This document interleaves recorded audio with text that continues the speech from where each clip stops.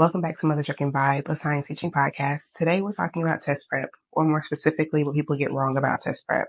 Because what I've noticed in the years of teaching is that we all want to rush to what is the most efficient way of preparing students for tests. What is the most efficient way we can review?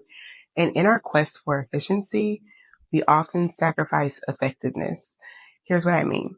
We want to give students a PowerPoint full of the highlights, or we want to give them a packet of multiple choice questions they can answer and go over. And in our minds, what's going to happen is as they go through this PowerPoint or as they go through these questions, they're going to review all of this past content. But what we've actually done is give students this overwhelming amount of material and almost like cause their brains to stutter stop. So if they were a kid who was already pretty confident in themselves and was pretty confident they were going to do well, it might be easy peasy for them. But for our kids who are on the margins, who know the content but aren't as confident in themselves, we've made them feel intimidated. And that is the last thing we want to do as we're heading into a test. We want instead to be building up their confidence. So what we're going to talk about today is what to do instead of the mistakes that most people make during test prep season. So the first thing we're going to talk about are all the tips and tricks we want to give students, like eliminate two, choose one, which is good advice. You should absolutely teach it to your students. But every single day in the week leading up to the test should not be that. That's boring. It's boring, okay? And let's be honest, it's boring for you too. You don't really want to do it any more than your students want to do it. So we're not going to do that every single day. We're going to teach it to them. We're going to practice it every now and then, but we're not doing that every single day for 2 weeks straight for 20 minutes a day. No, we're not looking at multiple choice questions for that long either, because it's boring and it is not effectively reviewing the material. Instead, what we want to do is we want to teach them those tips and tricks, but we want to embed that in other activities. So if you are doing one of those escape room things as a part of the assignment, they need to be doing that eliminate two, choose one. If you're teaching students to cross out answer choices that mention always or never, that needs to be embedded inside of another activity.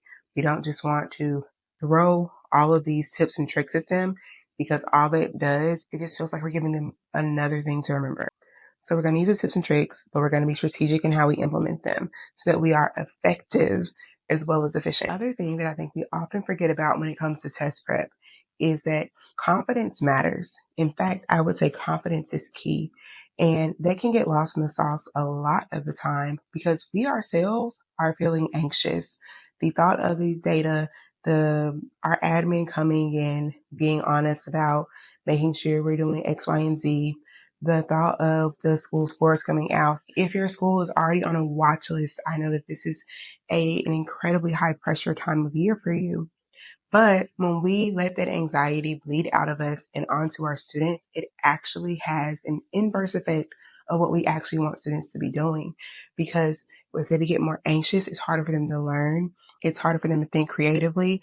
It's harder for them to do the things they need to do in order to do well on the test. So we want to do activities, we want to do things in our room to help build student confidence.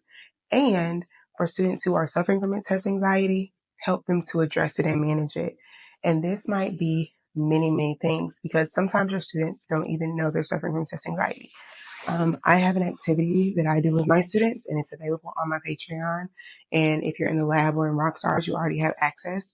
It is a test anxiety lesson that we go through, and we discuss what the symptoms of test anxiety are. We discuss what it looks like, what it feels like. We discuss how it's a liar and how test anxiety is lying to them. And that it is not giving them a truthful understanding of the situation, and that they are much smarter than their test anxiety is telling them that they are. They're much more capable. And at the end of it, we create a plan for them to manage their test anxiety. And ideally, this is something that you're doing from the beginning of the school year, so students get lots and lots of practice with it. But it's not too late. You still want to have those conversations with students now. We want to do other confidence building activities where we're doing asking students to do things that are seemingly silly or unrelated to science, but are going to help build up those critical thinking skills. And then at the end of the activity, showing them how it ties back to the science and how it ties back to their ability to do well in exams, so that their confidence is building up. And again, this is something that ideally we do all year long, But again, it's not too late to start implementing them now, because the more we can build up that confidence, the more we can help our students address test anxiety, the better they're going to do on exams, because they're going to feel more secure in their ability. They're going to know that I can do it. They're going to be able to internalize that their worth is not tied to these test scores. And the more that we do that, the better our students are going to be able to show what they actually know on the test, which, let's be honest, we know this data is flawed anyway. But I'm not going to go down that tangent right now, because we're talking about test prep, not everything that's wrong with standardized testing. Tying in with the confidence is we want to do activities that feel less like test prep, but are actually having students to invoke that critical thinking. So like case studies or something that is a bit more open-ended, because even though like practicing with multiple choice questions on occasion can be helpful, and like learning how to break down those specific questions can be helpful, we also don't want to spend 2 straight weeks doing that, because then by the time our students get to the actual exam, they are burnt out. And if you think about how much testing students do already, because they don't just have our tests, they have all these other tests going on too. And so if all of their teachers are spending 1 or 2 weeks going over, like, this is how you break down these questions, this is how you do this is how you do that, they are over it before they ever stepped in the room. So what we want to do is we want to build up their capacity for long-term thinking. We want to build up their endurance and their ability to keep going without getting mental fatigue, without overloading them with multiple choice questions. So what it looks like is giving them broad scenarios, giving them case studies to go through and examine and think through and come up with solutions with. And in these case studies, we want to layer it. So we want to have students to be implementing multiple scientific skills as they come to answer this question. We want to connect multiple topics from the year as they go through these questions. So for an example that I like to do is have students draw a conclusion or make a model about how active transport is related to the sun. And so they are going to tie through food chains and food webs to all the way to cell transport. It's also going to include cell energy. So they're going to review 3 different topics inside of this one case or scenario. Another one is I have an activity that is, I think it's called the organelle group chat, and students are tying together cell transport, cell energy, and organelles and their functions. And so that's a great review activity, because it doesn't feel like I'm reviewing for a test, but they're having to access information from across the whole year. And by connecting it and layering it, we're helping it to sit and store in their long-term memory. The easy recall stuff, like, it's great and it's necessary. And like, I typically will do that at the beginning of a class to start a class off with some easy recall to get it back fresh in their minds. But then if we really want to help it to stick and we really want to help them to understand it, we got to get deeper into it and get into the nitty gritty. And I know that it doesn't feel like you have time for that, but in the long run, it gives you a greater rate of return than just doing surface level recall or going from multiple choice question, because it's tying together multiple units and it's forcing students to think strategically and think in ways that take more than like half of a second. So they get used to that feeling. And on that note, we also do want to discuss with students that getting to a question and not knowing the answer immediately doesn't mean they don't understand it. That is something that a lot of students feel. They feel like, well, if I don't know this when I read it, then I just don't know it. We want them to understand that sometimes you do have to work through a problem. I know they know that in math, but in science, for them, they think that they're supposed to just be able to recall it.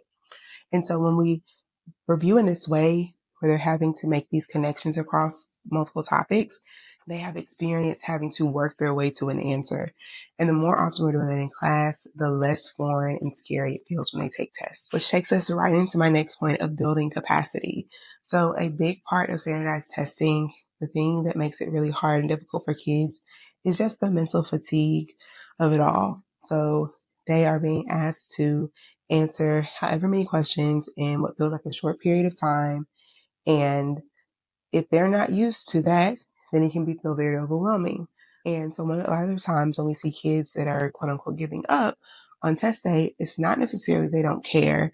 It's not necessarily that they just don't know it. A lot of times it's that they just feel like they just got hit upside the head with a brick. Like it's too much and they just can't do it. So part of what we want to do throughout the year. And even if they haven't done it throughout the year, now it starts to build up their endurance and help lessen their mental fatigue.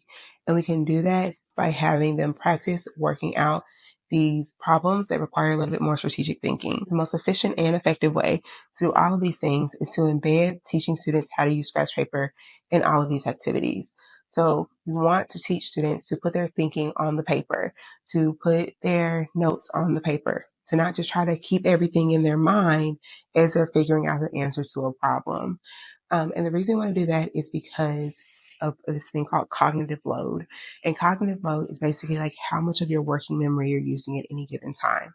And the more working memory you're using, the harder it is to like think of new things, and the quicker you're going to get into mental fatigue.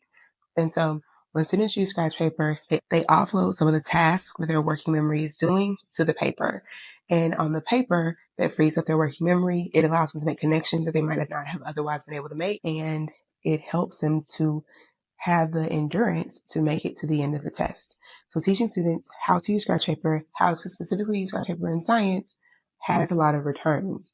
And if you're doing the activities that I've mentioned earlier, like having these longer strategic thinking problems, or even when you're talking about test anxiety, scratch paper is a perfect vehicle for those things. So, for example, with test anxiety, with my students, one of the things we talk about is way to manage it is having an affirmation. And so I'll teach them to, at the beginning of the test, on the top of their scratch paper, write their affirmation out. And when they're feeling anxious, to go back and look at that affirmation. Another thing we'll do with test anxiety is they just draw a box at the beginning of the test on their scratch paper. And if they start to feel themselves, feeling a little shaky, they just trace it with their finger as they keep going through the test. And so there's small things that they're doing with the scratch paper to help lessen their test anxiety. We do things like brain dumps, which helps to build up their confidence, because as they're just thinking on the paper and they're seeing everything they remember, it helps them remember that, oh my gosh, yes, I do know this stuff. I can do it. We do things like when we're looking at a graph, making notes on the graph on the paper so that we don't have to keep looking at the graph over and over again and taxing our brain with redeciphering it again and again and again. And so scratch paper is an invaluable resource, and it's one that students are not taught how to use. And like when I was a kid, I took all my tests on paper. And in some classes, I was taught how to use scratch paper, and others I wasn't, but it was a lot more intuitive because the test itself was on paper. And so if I was doodling on the test, but then they would kind of turn into scratch paper. It would turn into notes about the test. And so it was just a lot easier to kind of intuitively use scratch paper. It is not intuitive anymore because all the tests are electronic. Everything's on the computer, and students are primarily taught on computers in a lot of places. And so we have to explicitly teach students how to use scratch paper. Every single thing you're doing for review should be including some scratch paper and teaching students to utilize it and requiring students to utilize it, because it's going to not only make them stronger test takers, because honestly, that is like the floor of what I'm concerned about. It's going to make them better critical thinkers. It's going to help them to build endurance, and it's going to help them just throughout life. With getting their thoughts out and getting thoughts out clearer. I am a doodler, and I am a pen and paper girly, and it absolutely helps me to be more effective in getting messages out and communicating, because I can untangle what was in my head on paper or on a whiteboard, because people who know me know I love a whiteboard. Okay. So that is what I see people get wrong with test prep, what I have gotten wrong with test prep in the past, and the things that I do differently now that have been way more effective for me. If you want to learn more about teaching students how to use scratch paper, make sure you join me over on my Patreon. The first lesson in the Scratch Paper Pocket PDs on brain dumps is available for free. All the other lessons are exclusively inside Rockstars or in the end of the year survival toolkit. Both of those are available for purchase now. You can join Rockstars and you get access to instructional coaching from me. Perfect for secondary science teachers. You get to ask questions, get feedback, so you can stop feeling anxious and lighten your load. And the end of the year science teacher survival toolkit is just everything you need to get you from now until the end of the school year. It includes test review tools, end of the year projects, end of the year activities to get you past testing and past that weird, awkward time where we don't really have a curriculum anymore, but we're still expected to teach students bell to bell. So if you're interested in any of those things, make sure you check out my Patreon, patreon.com/TisDrJ. And Everything else you need, any details, plus a summary, will be located in the description and in the show notes. Let me know if you have any questions, what came up for you, and stay curious, y'all.